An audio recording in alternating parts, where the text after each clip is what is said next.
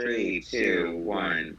Hi, everybody. Welcome to this is unofficially Wonder Woman Wednesday because today I have superstar artist Yannick Paquette here with me, French Canadian, hell of a nice guy. He's been a professional in the industry for years.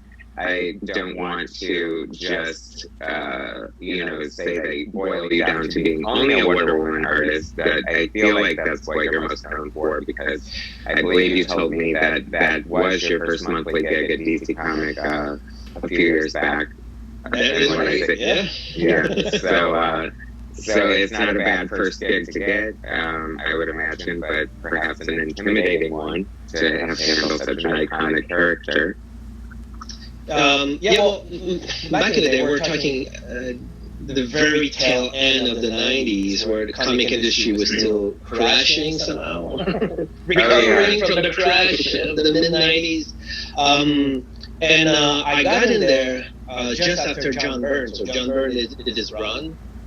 Okay. And at the time, I don't think Wonder Woman had such crazy high number. I don't think it was like a major book for DC, and they were willing to try me on it.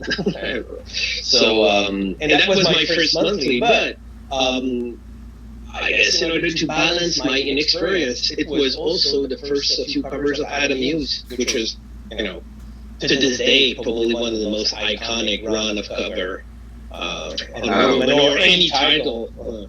Yeah, for me, Adam Hughes was in my top three definitive Wonder Woman. I mean, I just always, his art in general is just beautiful to me, and he's pretty unparalleled. But when you took over and you were a good compliment for his art, because you have a very pretty, I always call it a romantic style for some reason. I mean, it's also very dynamic. You definitely get into the superhero action, but it's beautiful to look at your art. I mean, your attention to detail with the backgrounds and, the cityscapes and just the clothing and all the little details that create a real world for these amazing characters to work and live in. You definitely nailed that. And I think part of it is because of my upbringing. I'm French Canadian, as you mentioned. Most of what I've read as a kid, I did read some superhero from America, but most of it was the Franco-Belgian school of illustration and graphic novel. And these guys, they would take a year to draw 44 pages, do the research, and take their time in order to get to create worlds and stuff. Unlike the American, which had to, I don't want to say mass-produce comics, but absolute masters have figured out ways of doing these things very efficiently, and sometimes they won't spend the time to do the research on things. And when I ended up working in comics, I don't think my initial intention was to do superhero per se, but at the time, now it's more diversified, but at the time in America, that was the only way to go. I mean, if you want to make a living out of comics, it was superheroes. And so I did approach superhero and trying to capture, the dynamic, the battles and stuff like that. But my true love was more about the world building and the humanity of it all. And it's probably that's what's translating in the visual I'm producing. Have you ever written or have any writing aspirations, or are you happy to just be a comic book storyteller through your art? No, I might eventually do things. It's still up in the air. I mean, I'm working on several projects in which I probably won't dare go and do it all by myself, but at least go create with a writer which knows a little bit more what he's doing at first, and eventually branch out with my own thing later down the road. But I felt like drawing was enough of a satisfaction. I saw myself as more. If I can put all my artistic energy into just creating a world and a visual to translate somebody else's story, it's creative enough, you know. I think, I'm reaching old age, I guess, so I need more. I think that I think one of the most fun things about the creative process in comics, it is the collaboration that can happen. You know, you have worked with your longtime colorist Nathan Fairbairn. Is that how you pronounce it? Fairbairn, and you know, so I would imagine that. You know, you probably consider him when you're doing your art a lot because you know his aesthetic, you know what he might bring to it. But then again, once you get it back, you're probably always like blown away and surprised and just so happy to see what someone else does with what you started. You know. Yeah, well, that's especially with Nathan. Nathan is an artist in his own right, and he's a thinker and he's a storyteller in color. It's not just coloring the page. He's pushing the momentum of the story forward, and I love him because, well, first of all, he does absolutely great color on my stuff. He's thinking more about palettes more than over rendering, which is almost a style nowadays for some colors. He's more in the vein of Dave Stewart, for instance, thinking more about atmospheric structure than I'm going to over render this eyeball into like. It reminds me of being shades. Like being a cinematographer when you talk about creating a palette and you know mood and lighting and stuff like that. It's definitely you can. I think that really good colorists are probably taken for granted because they're so. If you're good, you don't. You know how like bad art stands out better than sometimes it's more shocking than like good art because it's so glaringly bad, or if you know what I mean. But you know, he's also a storyteller. I remember a few years ago we were doing Swamp Thing together, and on the last run of Swamp Thing, he goes into the world of death. And so in my mind, I thought, let's make it Mars-looking, orange and burnt and warm color, but desertic type palettes. And he earned about doing no color at all, and going more into keeping Swamp Thing in his green as vibrant as possible, but just desaturating everything else. And he got inspired by remember the movie the book The Road.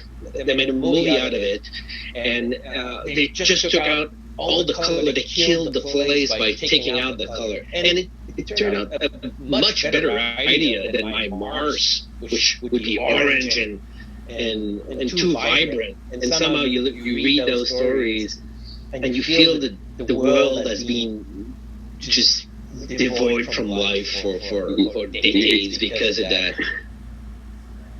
You can save the bright palette for your spin-off jungle thing. Yeah. I wonder if has Swamp Thing ever gone to the jungle in anything you've ever tried? Yeah, he kind of did. Well, not him himself, but the bad guys go to the jungle at some point. I think is it fair to say that he might be after Wonder Woman, he's probably the character you're most closely associated with? Yeah. Did you do 2 runs with him or just one lengthy run? Well, I did a 2-year run, which is kind of, I did all the covers and the covers for the annual and all these things, but in terms of the inside, I did only half. So I did 6 a year.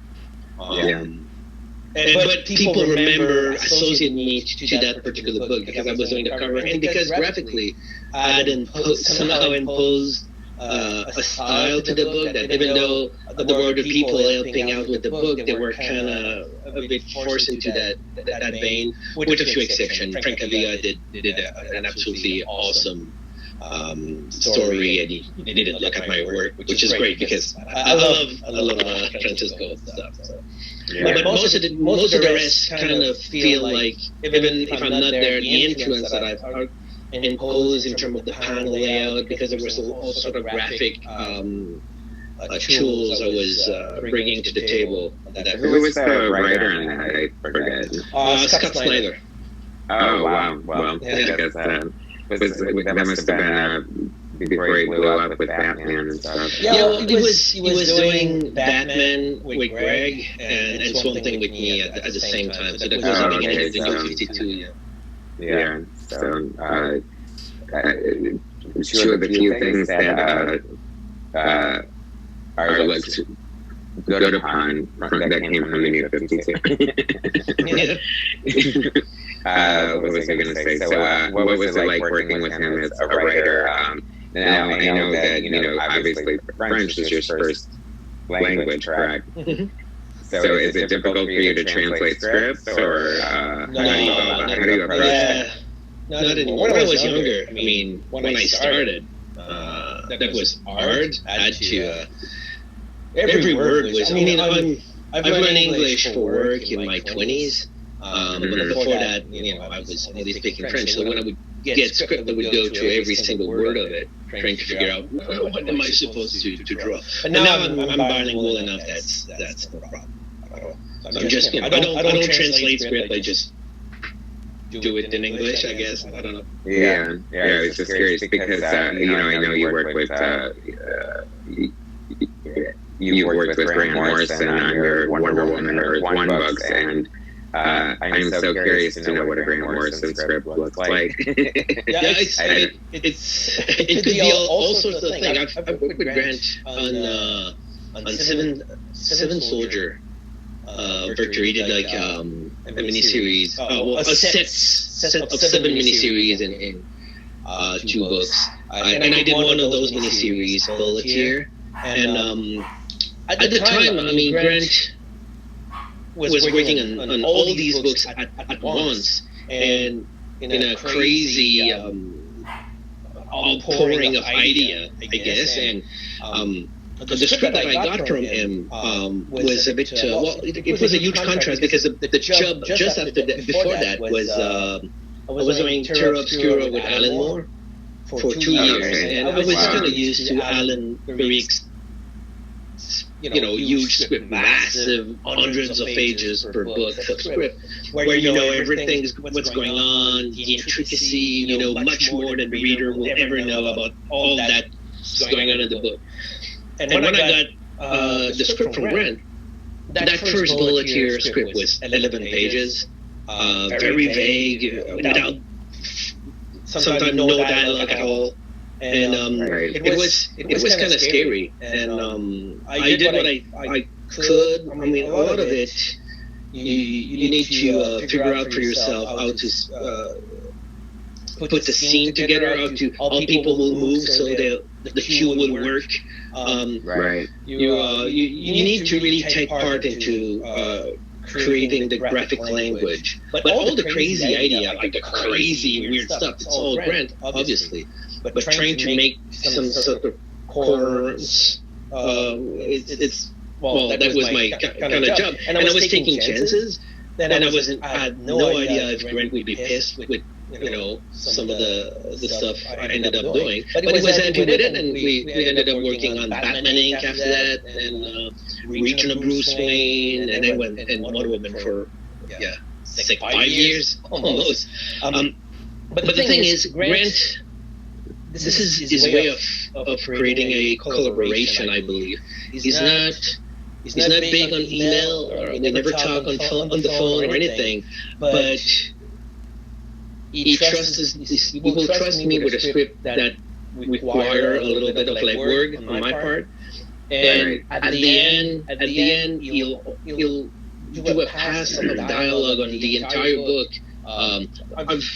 I'm working on something, and I'm almost done. I'm not quite sure what it's going to look like at the end, because everything is a work in progress, and Grant can take the full book reshuffle the dialogue and creating something a little bit different than what I was expecting. And he would do that based on what he sees and what I've provided graphically, which is sometimes unexpected for him, I guess. So everything can be reinvented, and it is exciting. And I mean, with Wonder Woman Earth One, the first volume, I was kind of insecure a little because everything is so up to change. And I mean, he's never asking me. I've never been asked to redraw stuff. You know, we're going to change this. Everything that is done is rock solid. It's forever, unless myself I decide to change something. But I remember halfway through that first volume of Wonder Woman Earth One, we're on the island, nothing really is happening. I have no idea what is the structure, the story. And I asked my editor, can you ask Brad at least to give some beat, what remained in the story? We're like 80 pages and I have no idea what the story is about. And if you look at the book, I mean, that first volume is very untypical because Brent usually is very compressed, everything is super dense. And that first volume is very decompressed. There is I think the island. That's one of the very big appeals to Grant for me is you never know what you're going to get, but you always know it's going to be brilliant. And since we're talking about Wonder Woman Earth One, which is DC's sort of alternate I guess alternate timeline version of a lot of their characters that sort of reimagines their origins in a way, but keeping to it. And I really liked the approach that you guys took, and I remember. Gosh, was it you? No, I think it was Graham Morrison who might have just. I liked how he kind of took the Amazons and made them beautiful, but warriors and scientists at the same time. And I think that's really what how she was initially presented by its creator. And obviously you guys were kind of going for that by throwing in a bunch of things that were integral to the character's beginnings, such as the controversial bondage and things like that. And I think he described, and I don't know if he described them that way to you, but it should be like an island with supermodels, which kind of like I like that idea. That was the intention on his part. A lot of it based on what we could see from the 40s. I mean, we've both read like the first 10 years of Wonder Woman, which is like strange stories. I mean,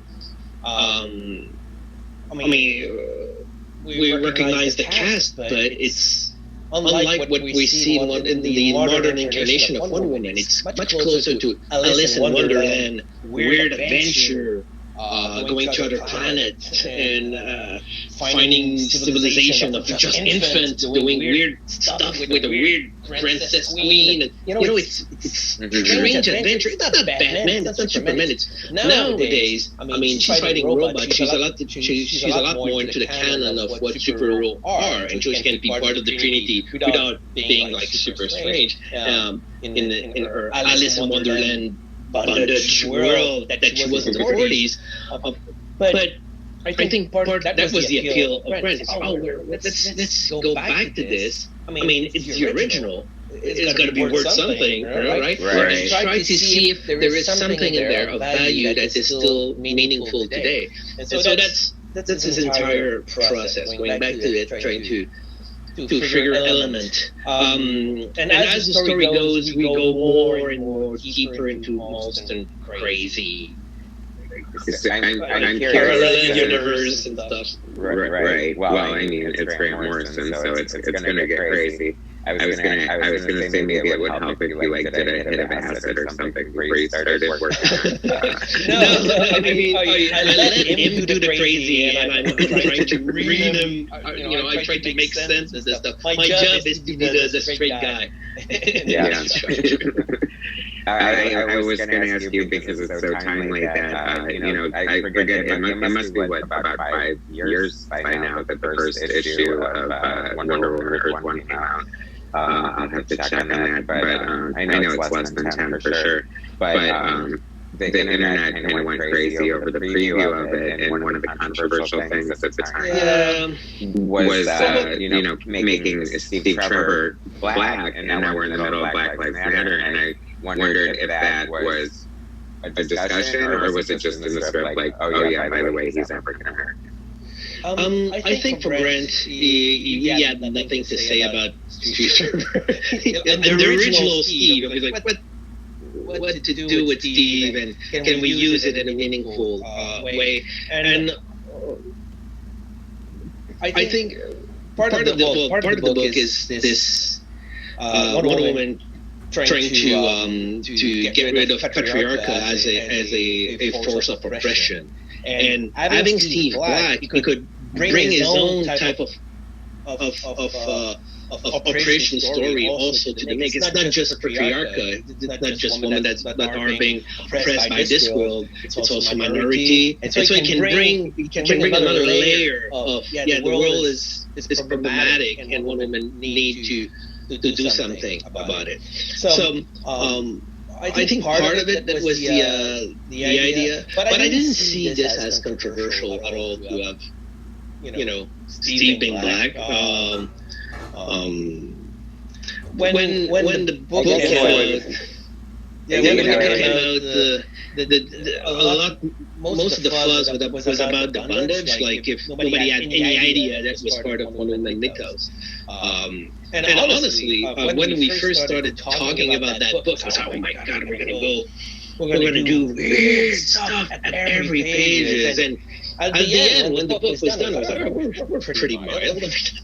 That's no big deal, It's funny because I think over the years, especially, DC is very different than Marvel because, Marvel was basically created by Stan Lee and Jack Kirby, so it's two guys like shaping the whole Marvel universe, which would obviously give it more cohesion as opposed to like DC with the big three. They have an alien from another planet, and an Amazon from a woman, island about women warriors, and then a gothic crusader vigilante for justice, for the death experience. I think that's what he's about. I'm not sure. I can't remember his origin. But as fun as it is to see them all together, I think they're just so much more interesting all on their own because they have such lush universes within themselves. But are you allowed to talk at all about what you're working on right now? Are you doing covers or? I'm doing covers. Obviously, Wonder Woman Earth 1 Volume 2 is not the end. I mean, it's been announced that we're gonna do more. It's a trilogy, right? It's a trilogy, so there's that. There's no official announcement from DC side of things now. But I'm working on those things, and once in a while I'll show a picture over the internet because these projects take so much time. I mean, I'm very proud of the work I do, but nobody see it for years, and sometimes I will show a little here and there. But I'm waiting for DC to do something. I think they might want to take advantage of the 80th anniversary next year. For sure. I hope they do. It would be a crime not to, especially since it looks like Wonder Woman 1984 probably won't happen until then. So they postpone it entirely to next year, or I believe so. Okay. It's I hate to say it's cursed, but it was initially pushed back by the director's choice. And in conjunction with also wanting to release the Joaquin Phoenix Joker movie. Yeah. And then it got pushed back, and then this pandemic happens, and here we are. So when we were talking about Volume 3, DC was like, "Oh, can you do it with the movie? Can we release them both?" I looked at the schedule and there was no time for me to do it because it takes a lot of time to draw. And by then the movie was supposed to be in movie theater, I don't know, in May or something. At least over the summer. So, but now maybe Destiny will have them come out together somehow. That was the case for the first volume. Yeah. So they wanted to coincide it with the movie. Well, I think if it happened, it's almost like accident or destiny or something because of all that happened in the world. But me, I work at home, so COVID doesn't change a thing about my lifestyle.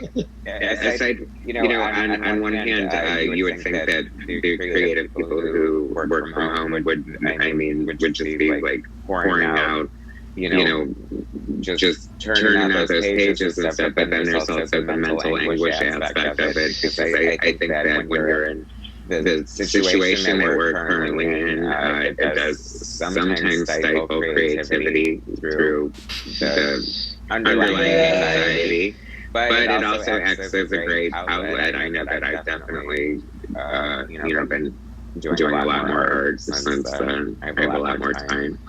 Well, for me, I mean, I got 2 kids. They're not at school, so they're here somewhere in the house. I mean, they're old enough that if I'm not intervening in any way, they'll just plug themselves into a video game for the entire day. So I feel bad about this. I need to go down there and try to don't do it. What is the situation there? Are they going back to school, or is it we're in Canada. We're supposed to go back to school in September. Well, supposedly. Thing is, when they shut down the school, they did it gradually, where they were like, "Oh, okay, it's just for a week. Oh no, it's forever now," and there'll still be class online. But there were not. I mean, it was improvisation. I can't blame anybody. Everybody got. It was a surprise how it played out. But for the kid, I mean, it was a bit. They've been in vacation for a year and a half, it seems. At least since March, and then all the summer. So, so there's that as an impact, but also everything that is going on this year. I mean, this is a crazy year. I can't believe there were like an impeachment, a failed impeachment happening also this year. I mean, just like the hits just keep on coming. We're halfway in there. So all of these is distracting when you try to work.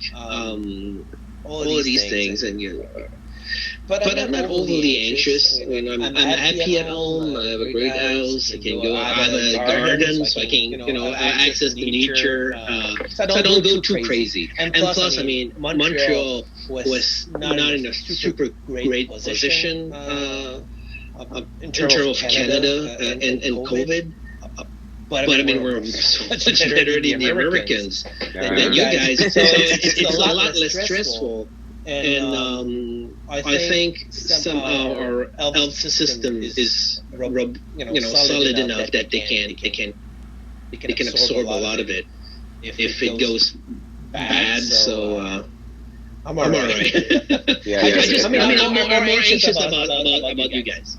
Honestly. I know. I think the whole entire world is. It's very bizarre to be an American right now because in the past we've positioned ourselves as the leaders of the free world and the people everyone aspires to be, and under our current administration things aren't working out so well for the American people, and it's been very eye-opening in the fact that how ill prepared we are for the situation we're in with the pandemic. And I don't know if that's because of lack of leadership or just lack of planning. have a feeling it's both, but people. I hope people learn from this and really pull their shit together and try to be a little more prepared, because you watch scary clips like from 10 years old of doctors and scientists on talk shows saying a pandemic will happen. It will happen, and we need to be ready for it. And unfortunately, it's human nature to panic when necessary. And I think, people are still in such denial. It's like if the one thing you can do to help save lives and spread disease is wear a mask and wash your hands, I don't think that's asking too much. And it's turned in. I don't know if it's turned into warfare in Canada, but my God, it's. Yeah, we have some fringe, a very small percentage of the population, but it has not been politicized the way it has been. Like, if you're a patriot and you believe in the flag, you believe in freedom, and then therefore, don't wear a mask. What? It makes no sense. I mean, in Canada, we have an history of socialism. I mean, we have a social health care. So we're kind of more willing to do stuff for the society in a bigger sense. I know a vast percentage of the Americans are like that too. I mean, they understand that the society is a collectivity of individuals. It's not saying like, oh, I'm a communist because we need to care for each other, but it's almost like for some branch of American demographic, the idea of freedom is a little bit also selfishness, where I'm free to do stuff for me first, and that virus in particular, you need to protect the other. That's the only way around it. I mean, if you do protect the other, not you, if the other protect you, if you do protect the other, that's the only way to come out of it. So it's not a you cannot think about you first in that case. I agree. I mean, it's weird. I'm a total hippie. I just want us to, all live in peace and harmony and take care of each other as much as we can. And I think that society would do so much better if we let's relate this to comic books. It takes a village, right?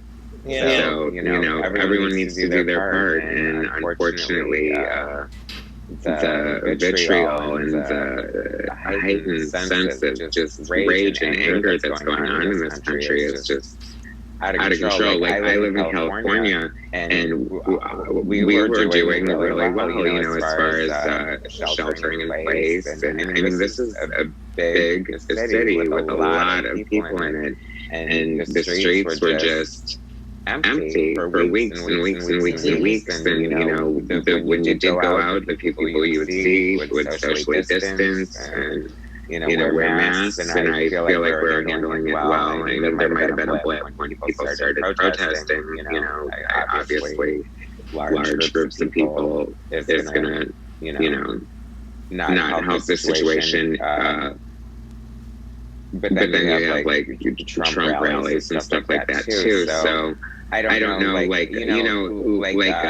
friend lives in New Zealand, and their prime minister is so amazing, and she just, and that's what I say, and I know you're going to agree with me because you were raised in a feminist household, but we need a woman to get into the damn office, because you can say what you want, but at the end of the day, women get the job done, and I feel like there's less ego and more, it doesn't matter what your daily freaking what do they call it, ratings are for your press conferences. You know what I mean? It's like you need to provide answers and solutions to Well, to me, the most surprising aspect of this entire thing was why basic health hygiene became something political. I have no idea. What I do understand is that at first,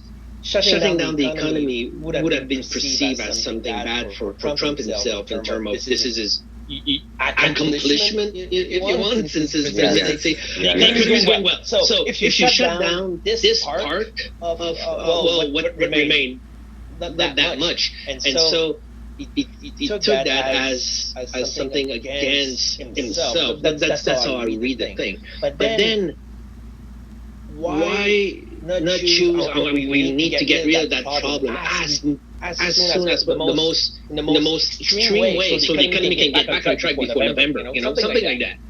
But no, he tried to negate that situation because he's anti-scientist or something, and then it just made it worse. And then he politicized this idea of masks, which also hurts him economically, because now the entire American economy will re-crash because people that like Florida thought they could open, they can't. And I don't know. I such a miscalculation and for Trump's own benefit.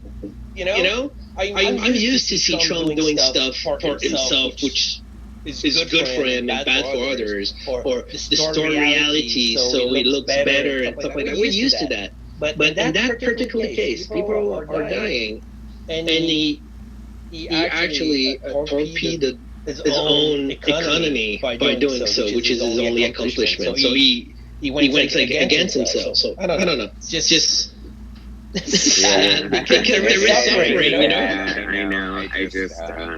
I just hope that things get better come November, and that I don't have to move to Canada, even though I love Canada. It's cold, but beyond that, I mean, it's great. Well, I'm sure that Canada isn't dying to have an onslaught of Americans. Refugees. We'll create some camp for you guys, and we'll take care of you, trying to save as many as we can. I want to ask you a little bit more about your creative process, because I know that I believe you work strictly digitally now. Is that correct? Is that from you do your layouts, your pencils, your ink solve? It's all on the computer.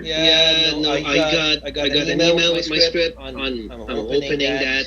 Beside, I'm using Manga Studio. I used to do Photoshop, but I felt it's not even called Manga Studio anymore. It's called Clip Studio. It's the worst name ever. It's Clip Studio. I know. I didn't. I think there's a paint stuff in there, jamming between two words. Anyway, Clips. Let's say Clip Studio, and because it's much better than Photoshop for what I need. So I lay out straight on it. Have you done anything on Procreate? That's kind of like an amazing tool.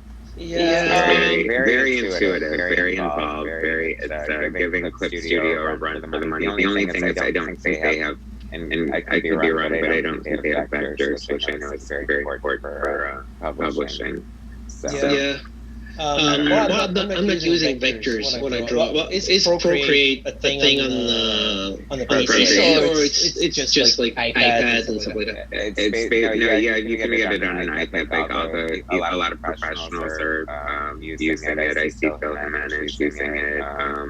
And the best thing is it's not a monthly subscription. You pay a one-time fee of like $8 or $9, and there it is. You should check it out. I think you'd have fun with it. Another. I work on a huge. This is my think it's a huge monster, and I love to draw big. So that's my only thing. Maybe the iPad is. Yeah, that's true. I know, because I have the biggest iPad, and I still would like it to be bigger, but like a table.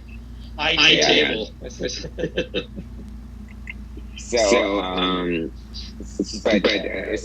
I saw you floating the idea of doing since obviously Comic-Con and other conventions are postponed this year or being done virtually. Did you do your commissions? You were offering commissions or something like that? Yeah, I opened like 40. Was it 45? Sketch slot for people. And it filled and I announced it over the internet, and it filled up in 12 hours. Wow, good for So, you. now I need to draw. I need to draw all of this. How many? No. I had free time before. When I'm foolish. But the idea was that in between, especially when you work with brands, sometimes you have like a moment where you don't have a script. So I felt, well, people are trapped at home. We have no shows. And for years, people have been asking me. I don't go everywhere, so people from location, I never show up. For years, were asking me, can you draw stuff and send it by mail? And I always turn these down because I don't want to go into the logistic and go into the mail. I've been working as it is. Yeah, it's a pain in the ass. But this time around, I figured, well, if I do like a big bunch, I'm just gonna, pack them all at once, and do this as a I don't know, as a package kind of in my day. So yeah, now I have to draw him. Is there a character that you get the most requests for? Actually, it's no. I'm getting asked some crazy stuff I've never drawn before. I have no idea what people are asking me these things. I mean, you might imagine a lot of Wonder Woman and some Swamp Thing, maybe a Batman here and there. I don't think I have any Batman and 50 sketches, and I got all sorts of. I got some Teenage Mutant Ninja things to draw. It's weird. I don't know. People are curious to see. This is their chance to get from me something that they've never seen before. So I guess that's what they want. Yeah. So you were talking about what brought you into comic books? Was it the European comic books that initially, or was it the superhero ones? Was it neither? Probably more European initially, but just because of the timing and the proximity of the market. In Europe, if you want to be published, I think you need to be much more solid at first in order to get the publisher to print your stuff. In America, at the time, especially in the second half of the 90s, because all these small press that kind of make some money in 94 with the image boom, were now dying, and they were looking for people to exploit, basically. And I was ready to be exploited, I guess, because I wasn't good enough to break into the European market. I could do a okay comic, and so that's how I ended up on this side of the market. And every comic you do, you get better, especially at first. My first 4 comics, there's a huge step at each of them, and so just a timing thing. I could have been working for the Europeans instead, and nowadays both market they're not as dissociated as they used to be, with France and Belgium doing their thing, and then the American doing their own thing, and there is no crossover. Now there is publisher in Europe that will do stuff in the American market, and vice versa, and artist that works in both domain, and so it's. In my case, I didn't take advantage of that until now, at least, because I've been exclusive to DC for I don't know, the past 8 years, 10, I think. And before that, I was exclusive to Marvel, and before that, I was exclusive to DC. So I've always been in that world, kind of. But if my exclusive eventually come to pass, I'll definitively try to play both sides. Oh, sure. But you know, I think if you're lucky enough to work in this industry, and Marvel and DC keep calling, I think you should definitely keep answering the phone. I might, but I still enjoy superheroes because of the sci-fi, paranormal almost aspect of it that will ask me to draw a thing that doesn't exist. I'm trying to make it as come in the miniature possible. Why I love Superhero, but I've done it for a long time, and after a while, you might want to try other things. I'm probably not the kind of artist that will thrive in, say, 400 pages of detective horror story, with nothing else and streets and cars and one fatal, that kind of stuff. I need something more crazy. But it could be horror, it could be sci-fi, it could be. There are so many other things to explore than superhero. And I've been lucky enough to work with Grant, and so even though it's superhero, I'm always gonna get asked to draw stuff I've never drawn before, because it's always new, it's always weird, it's always different. But looking at what Marvel and DC monthly output are, looking at those books, I don't read that many comics from the big two, but I'm like, I don't want to draw this. but I wish, I'm glad I'm not, drawing this battle, and all the way, I feel I just need something different. I guess maybe I'll come back eventually to superhero. I'm saying that like if I'm moving out, which it's not the case. I'm still on board at DC. But my eyes are gazing into other possibility of telling different stories.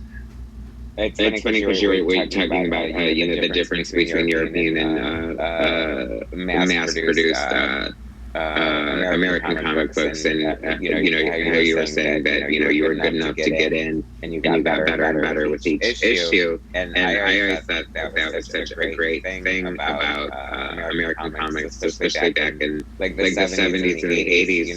When you had people like John Byrne and George Perez starting out, and you just could see the raw potential, but the art wasn't quite there. You know what I mean? But then they got really good, and it's funny because I think that nowadays you pretty much have to already be there to even be considered, for a project with the big two. And I just think that's unfortunate because it was always fun to see artists evolve and get better and get to the top of their game.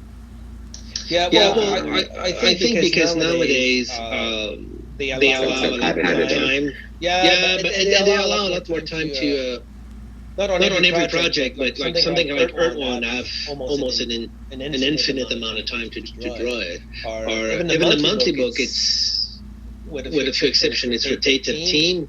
So they ask the artist to produce something more definitive, more graphically fine than the stuff on I'm looking. I have the issues back there in my bookshelf. I have Essential X-Men from I have the entire collection in black and white on cheap paper. And when you look at those some artists in there, you can tell they were just cranking out pages. Without spending an hour thinking what kind of table is I'm going to draw here, or what kind of chair I'm going to use, and then go online looking at cool wooden chair. And, they just some super fast, And that was what was expected of a comic back then. Nowadays, a lot more is being expected. So artists need to be more accomplished, I guess. But then, I mean, there's Go ahead. I was just going to say, to paraphrase the great Jack Kirby, he said something along the lines that he got paid to draw and not to erase. And I think that's a very true statement, especially if you want to be like, the output he had was just incredible. Yeah. Honestly, I erase a lot. I mean, because I work digitally, there's no difference working in black or white. I mean, I will draw stuff in black, I will go back in white, fixing stuff up. It's more carving than drawing. I'm always finishing a line, and no nose bridge, yes, black, white, no, yes, not, undo, redo, almost indefinite. Until eventually I'm okay. Let's live with this. Let's go to the next panel. But if I would do this on paper, it would be like a crust of white out intertwined with black. That thick on every line. It's ridiculous, and you can tell on my digital file. It's black and white. I work in black and white, but if you put a red layer or something, a color, a full layer, and you put my black and white on it, you'll see all the black and the white everywhere that's invisible because it's paper color, and then you'll see the craziness and the aura of my where we're working. You were talking about this essential editions and IDW, the publisher. I don't know if you've ever seen with their artists and artifact editions that they print them at both sides, and I just love it because they stand from the original art, so it's not just black and white. You can actually see the little like notes to the colorist and the I don't know. One of the things that really struck me is of course he's legendary, but Terry Austin's inks are just as fast. I don't know how fast he was, but I imagine like John Byrne, drawing like, because he's known for his speed, drawing like 4 pages a day, and Terry Austin taking it, doing one panel in a day, just because he put so much finesse and beauty into it, and just it's a real. You see the artistry. Is what I like about it. Yeah. I love these things. I have like 4 or 5 of those. I think it's fun because you can tell even like just feeling like a black area, just the way they feel the black. There's a logic to it. You can see the anchor or the artist think. I'm gonna feel that block, and then I'll move this way. There is an inner logic that you cannot. We'll see with a full black and white, fully threshold, like it's published. The elbow one, and Mike Fannel, they're very simple somehow. It's complex underneath, but this book is just. Which one is it? The elbow and L and other stories. Oh, okay. So it's one of those big IDW one, and it's fun. Well, I will because of digital. I'm never gonna get that ever. I was gonna ask you. So when you do your commissions, obviously you have to do the traditional, so you have something to send to people, and I know you do a lot of watercolors. But you also do traditional pen and ink. So is it fun to get back to it, or do you just prefer digital more now because it's so helpful, I guess? I prefer digital. Absolutely. I'm a control freak. All that white I was talking about is a proof of that. And on paper, it's. To me, it's almost like a circus act. You don't want to fall. You don't want to draw like a wonderful, a great woman. Drawing, but then one eye is covered with white a few times, and then there's you've redrawn that eye until it fits. You need to do it, and it works because that's an object that the client will only stand. If you do scan it, you will tell that this eye is being like repatch a few times, but on paper, it needs to be pretty still, So you need everything needs to be good on the first go, or very little adjustment with white out, but very tiny, nothing major, and so it's a bit stressful. And my way to deal with this is through the years I've really created two artistic branches of my style. So I have my published digital work in which I take chance. I do all sorts of weird shadows and rendering. If it doesn't work, you can always do it over, or readjust, and something a lot more simplified, where I take a little bit less risk on sketches, where my inking technique is totally different, and where I use watercolor to compensate somehow. Because watercolor, you can take chances with watercolor, and if it doesn't work, it's not that bad because it's an organic kind of thing. So if you're saying watercolor isn't the best medium for a control freak, I guess. But but at the same time, what I do is I do a pencil, I ink, and this is the risky part. And then watercolor is more like, it just adds, because without watercolor, I felt it was too simplified kind of compared to what I would publish on digital. So the watercolor is the excuse. It's different because it's watercolor, but it's also a crutch in order to make something more complex. Without having to do all the crazy. I would do shadow with watercolor because it's easier, and if it's all over the place, it's watercolor. It's crazy. But if I would ink it in my Kevin Nolan type rendering on paper and I fail, then the failure is much more obvious, and you cannot correct it really. And so I was going to ask you about some of your influences when you mentioned Kevin Nolan. I guess I can see a little Kevin Nolan in some of your work. Yeah. He's such an amazingly proficient everything really. It's he's one of those guys that he's been a major influence for a lot of people. And but the casual comic book fan had no idea. I mean, he said Jim Lee. Nobody knows Kevin Nolan. Well, we know, but it's funny. The regular Joe that took my comics, I have no idea. I think he's one of those artists that they refer to as an artist. The ones that collectively all the top professional people, or even just people who work in the industry admire their work and are just know his talent, But I guess he hasn't done. And sadly, I think that in comic books, you're only as popular as your character is in some ways. I think I think you can definitely I just watched this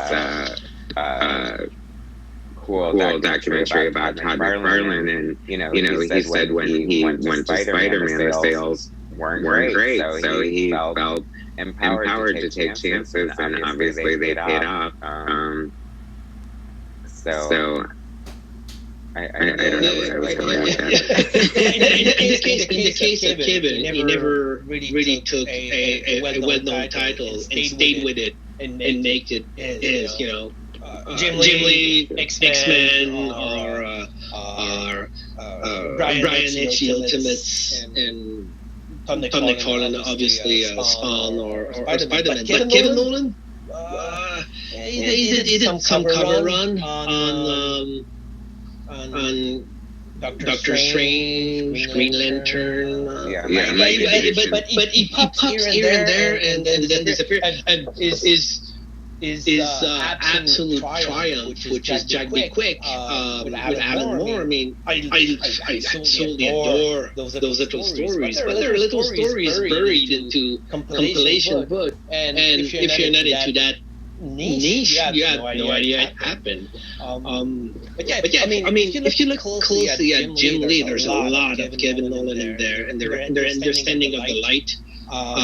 There is a lot of Kevin in Adam Hughes. There's a lot of Kevin and Brian Hitch I was talking about. I mean, more and more as the year goes by. I mean, Brian is getting closer to Kevin, and now I think Kevin Nolan is inking some Batman stuff over Brian Hitch. So it's just like it's happening.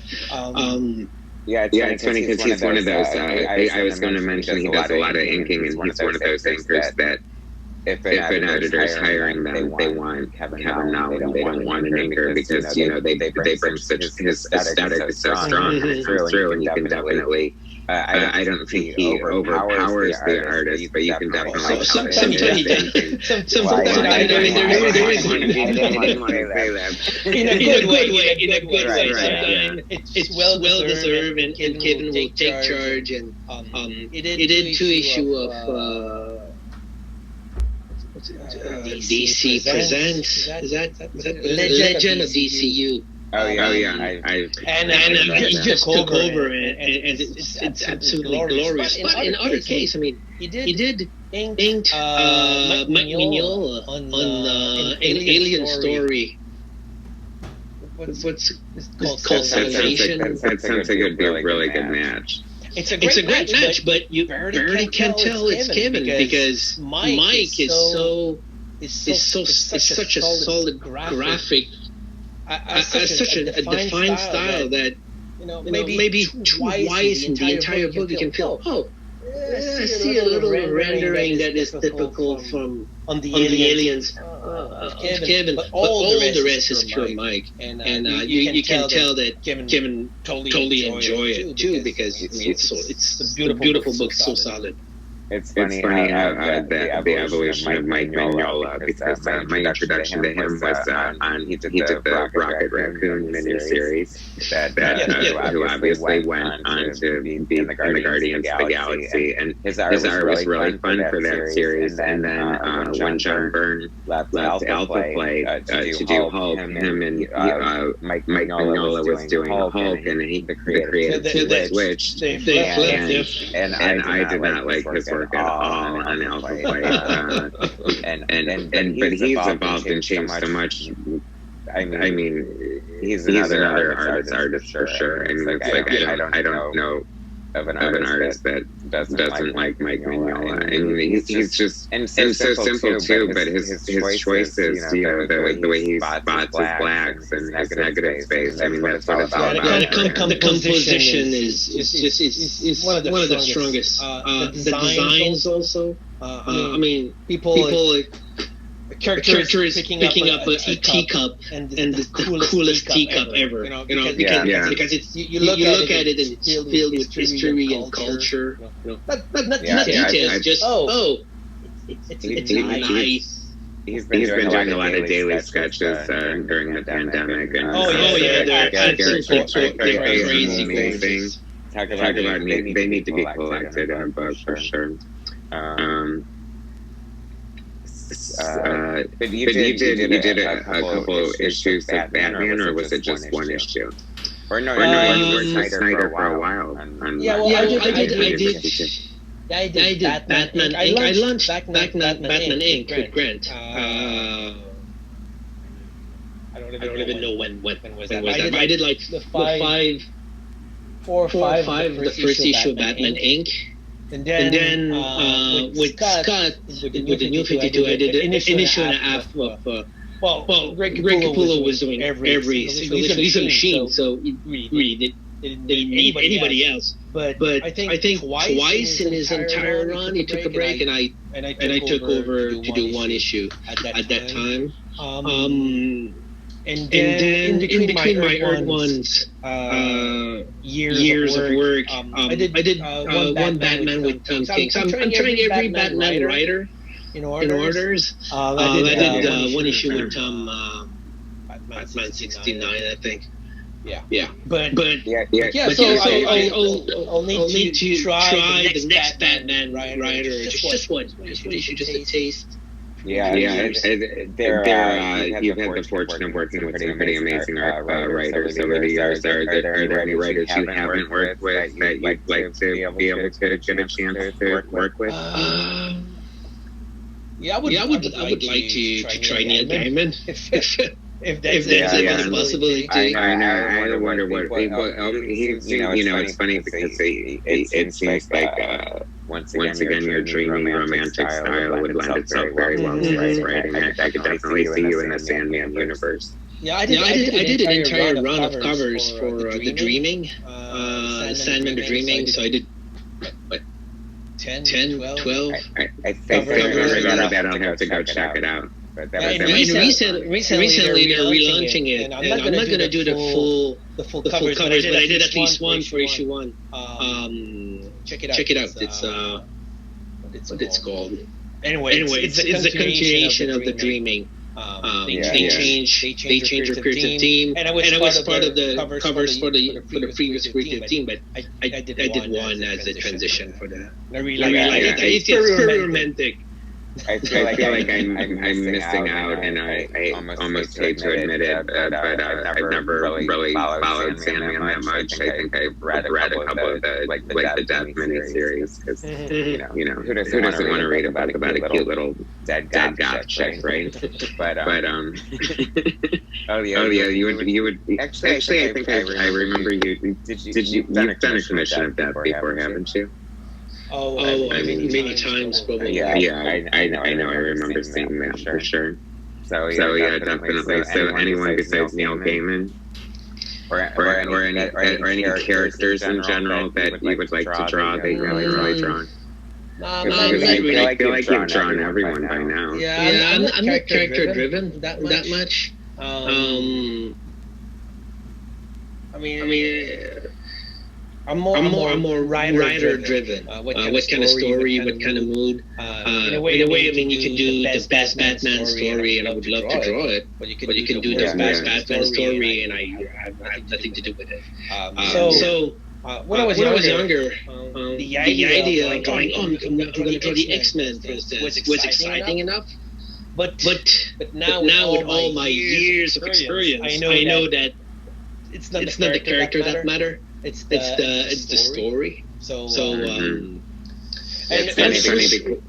Which make it hard to choose project because the editors sometimes they don't quite know the story when they want to do this with that guy with this character, and I'm like, maybe I have no clue. Is it good? You know, am I going to lose my time? So.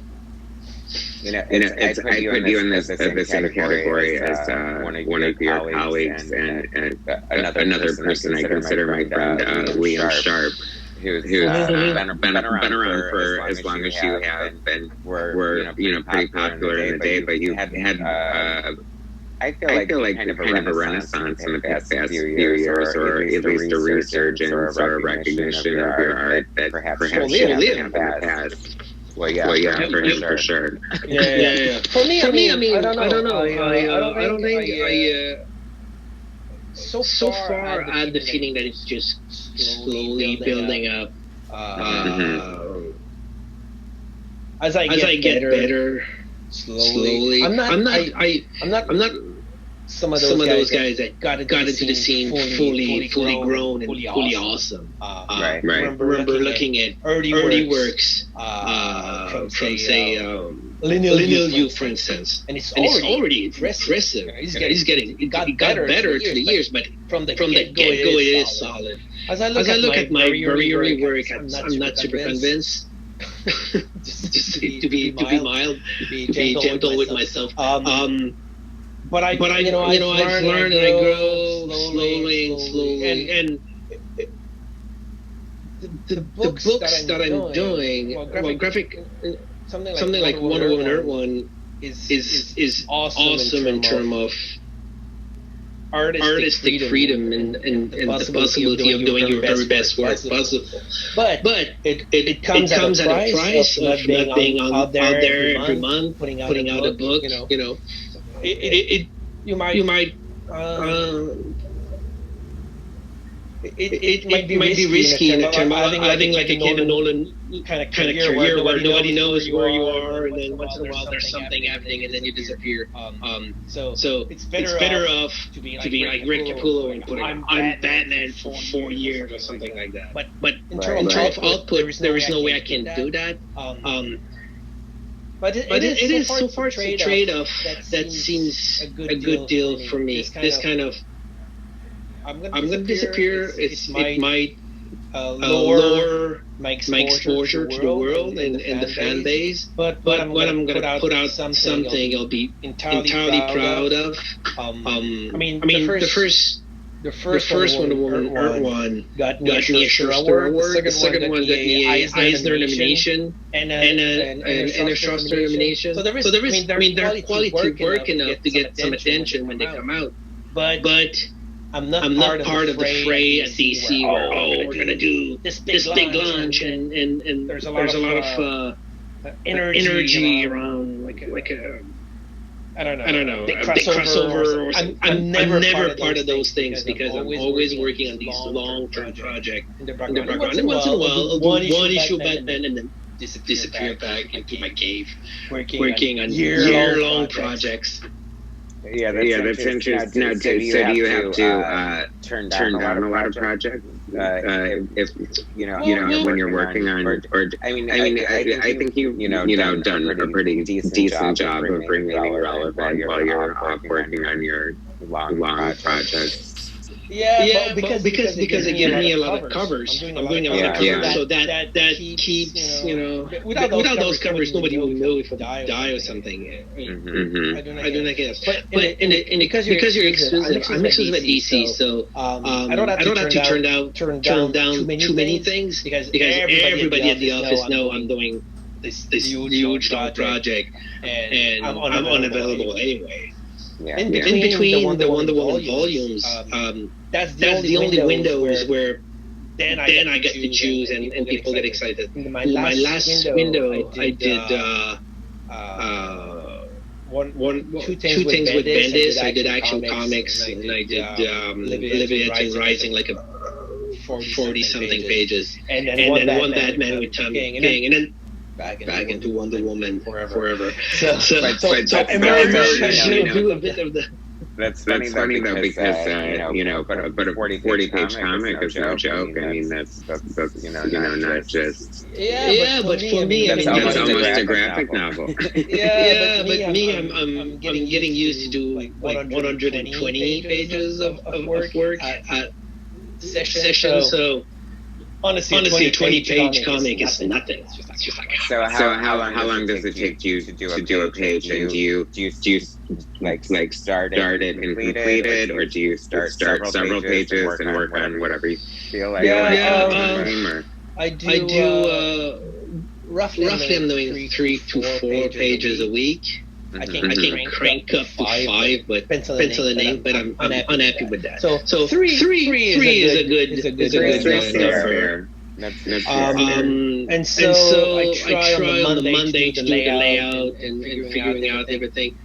As a scene, not just the 3 pages. I mean, if the scene is a 10-page moment, I'll have to lay out the full entire scene, so I know what I need to establish that would work later down the road. So I need to do this thing as a whole. I read first of all, I read the full script to put it in my mind what it is, and then I break it down into scene, and I'm layouting those scenes, and I'm drawing those scenes. I don't really pencil anymore. I'm building pages, so I'll figure out elements that I need to work on, but just like rough layouts and then straight to inks, and that's probably why there's so many white spots in those, because I'm figuring out as I ink and as I go. Honestly, in my mind, I'm thinking I'm gonna save some time. I'm just gonna ink the thing. But then I'm ending up working out, trying to fix stuff so much. Probably I should have penciled it first. But you draw a forest or a tree. Don't pencil it. Just go with the ink. There's no reason to define leaves and do it again. It's true. Yeah, I'm sure you are seasoned enough to have your own little shortcuts and tricks and things like that. I think that's one of my only misgivings about the digital process. I really like the spontaneity of the first initial layout. You know what I mean? I think there's always something there that's hard to recapture or hard to harness in the finished product. So I think that's why I like to see like those creative process art books and stuff. That's another fun feature on Procreate is you can if you're just doing a sketch, you can record it and it'll record you drawing it and play it back and you can post it online. And a lot of artists are doing that, and they're just if you want to go down a rabbit hole, you can just sit there and watch an artist draw a day, and it's very entertaining.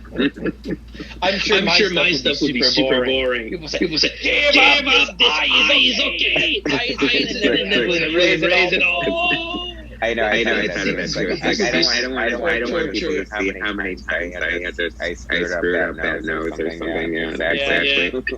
It's embarrassing, really. I mean, all those years of working. How can I, And honestly, probably for people, they won't see the problem. But to me, sometimes I don't quite know why it doesn't work, but I feel it.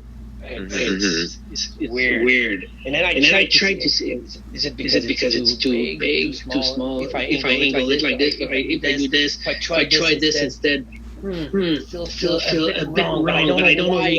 And then that's why it takes forever, and that's why probably if I record that, people would just go crazy. I don't think artists should be too in love with their work, but they should have a healthy appreciation for it. To me, my only guideline of is it the drawing which is acceptable or not is the way I kind of feel about it. So that's I'm plugging on my impression, and then I'm a tougher judge than most, and I see everything. So Alex Ross says that when he is planning the picture, he sees it in his mind, and it comes out exactly how he pictured it in his head. And that has never ever happened to me in my entire life. Me neither. I was going to say, was that ring true for you or not? A few years ago, where were we? In England somewhere at a convention, and Kim Jong-gi, the artist. You'll Google him. I'll have to. I know. I can think of his story. It's a Korean artist, and that does these absolutely impossible drawing. Impossible. I know. And they're huge scale, and he does it small scale, whatever, And crap. The way that is. It would do like head of a horse, and then some wheels of a car, and then some little character in the background. But then this character actually fit perfectly with the head of the horse. Why? That's channeling magic or something. This is magical. But a few years ago, we were with him, Lee Bermejo and a few others at a diner, and he had these little sketchbooks, and they want to take a look at my sketchbook, and me and Lee were like, yes, master. We're looking at the stuff, and I've seen amazing art before. I've seen Adam Hughes originals, and I've seen greatness, but. And it's the same. Lee was crying. We were confronted to a level that dwarfed us. It was so miraculous.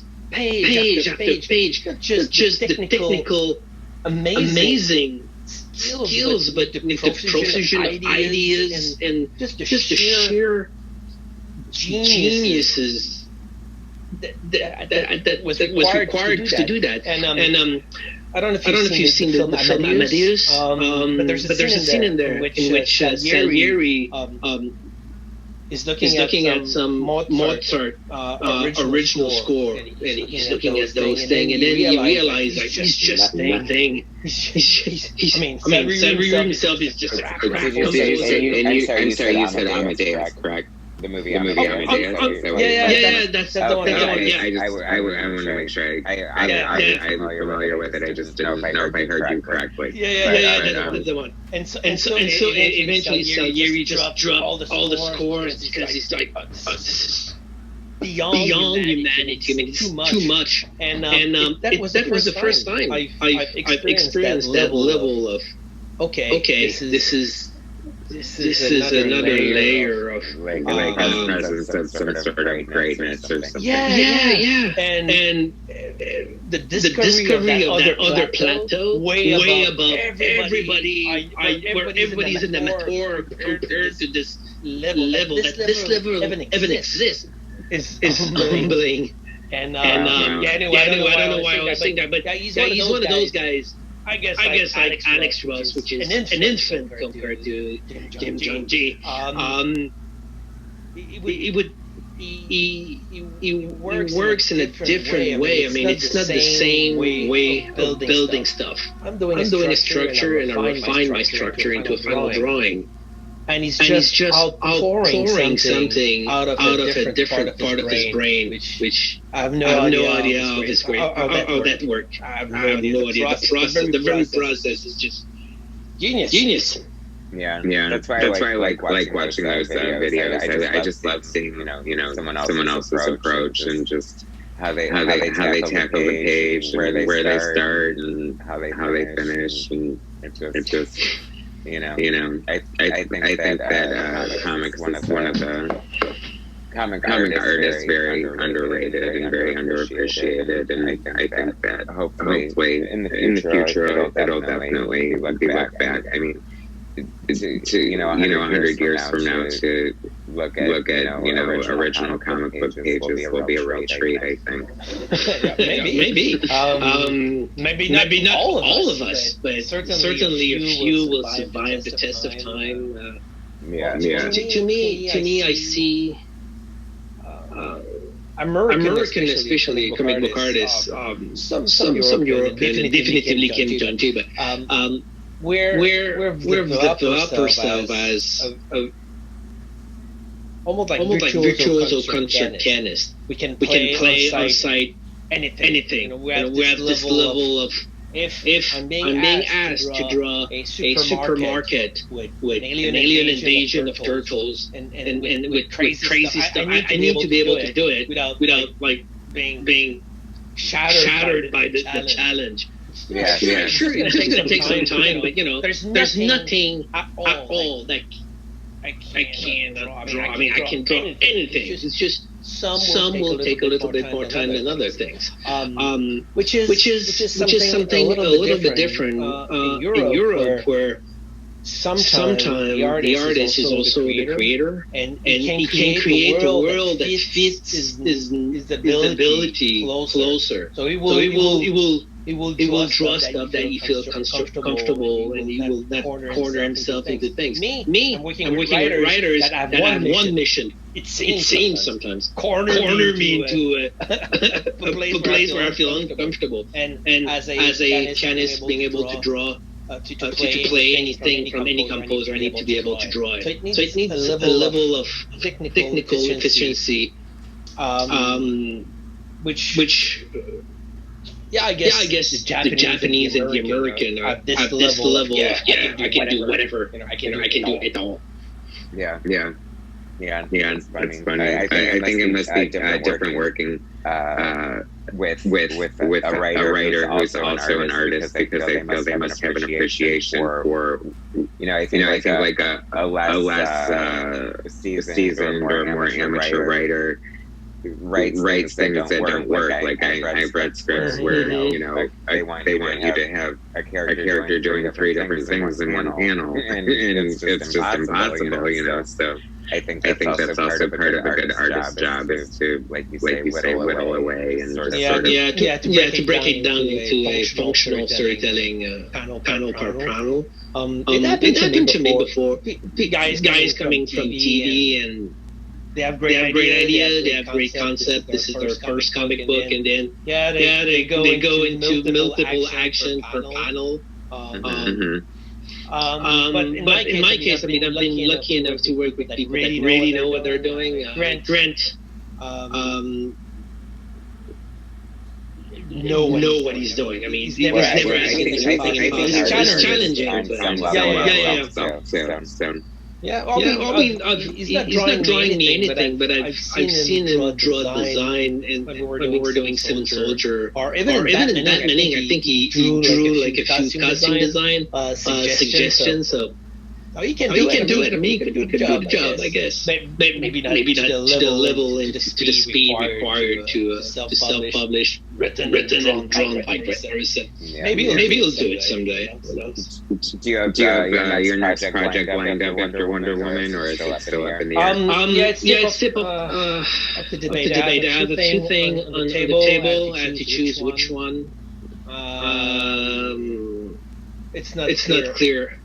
Yeah. I was just curious. I don't want to comment anything because I don't quite know what it's going to be. I have a choice with something again super long term, a smaller thing or something very personal. So it's. So we'll just keep our eyes open and wait for the announcements, I guess. Yeah. I think this is probably a good place to wrap up and talk your off. And it was so nice to talk to you and catch up with you, and glad to see you're doing well. And I look forward to I guess your next project coming out will hopefully be Wonder Woman or Volume 3. And then in the meantime, hopefully we have covers and things like that to look forward to. Doors ringing, which is saved by the bell. All right, Yannick, thanks so much. Thanks for doing it. All right, I'll talk to you later. All right. Bye.